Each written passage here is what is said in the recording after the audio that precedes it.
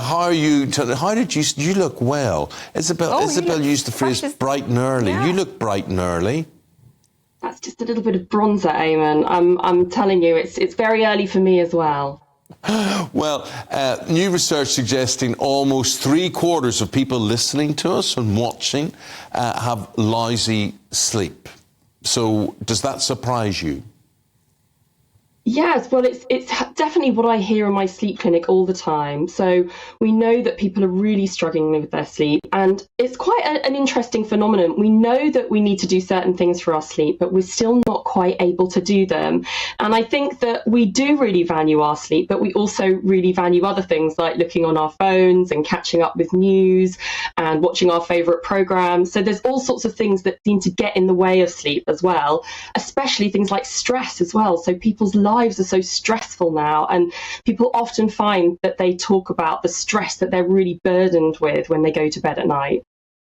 Okay, so obviously having a lack of sleep is annoying because you then feel foggy and you're not firing on all cylinders. But are there more sinister worries about people who genuinely have chronic sleep shortages? Absolutely. And sleep deprivation can now impact on all sorts of physical health problems as well. So we now know that it is linked to cardiovascular disease, dementia, obesity, mental health problems. So it's so important for us to get to sleep. But there are definitely things that we could do that we're not doing. And I think that sometimes it's just about people knowing that simple things like exercising can have a really big impact on their sleep. Waking up at the same time each day, that's another one that we often like to have long lie-ins at the weekend when we can and catch up on sleep, but actually that can have a really detrimental impact on our sleep in the longer term because it kind of impacts on our sleep pressure, which is what we build up in during the day to help us sleep at night.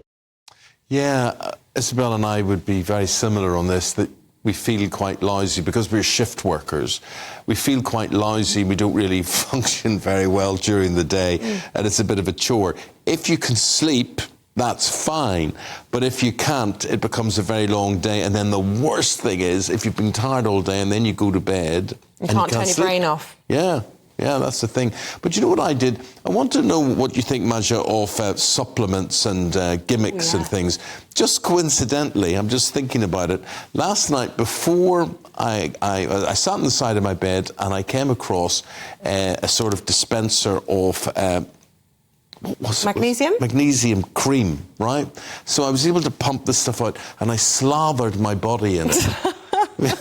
So this is maybe why I can't... This is why maybe I can't remember how I slept last night. I'm not sure that's going to help you. Well, so that's what I did. That's what I did, Maja. What did you think of magnesium slathering?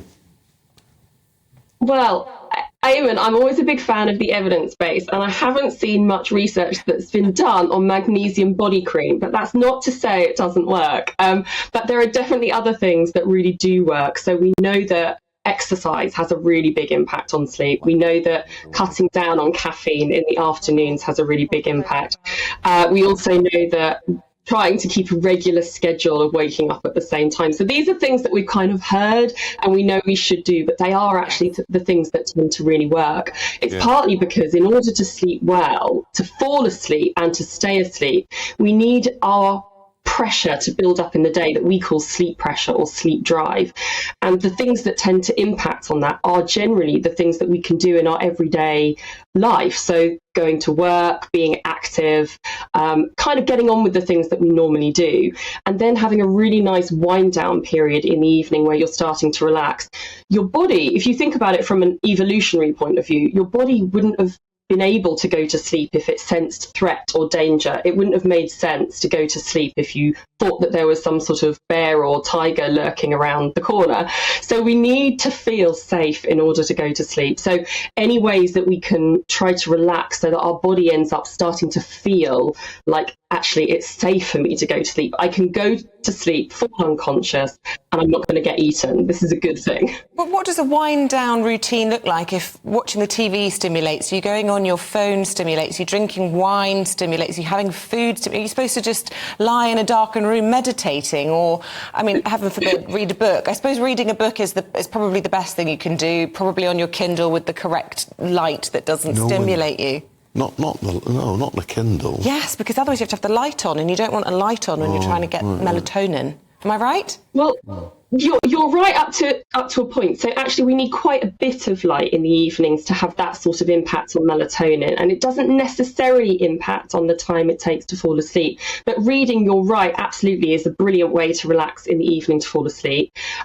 If you are going to use technology, so sometimes we speak with young people and adolescents who say, this is the way I relax, using technology now. This is actually how I do relax. And moving towards a passive technology like TV is much better than a kind of video gaming or social media channel where they have to be much more engaged and interactive.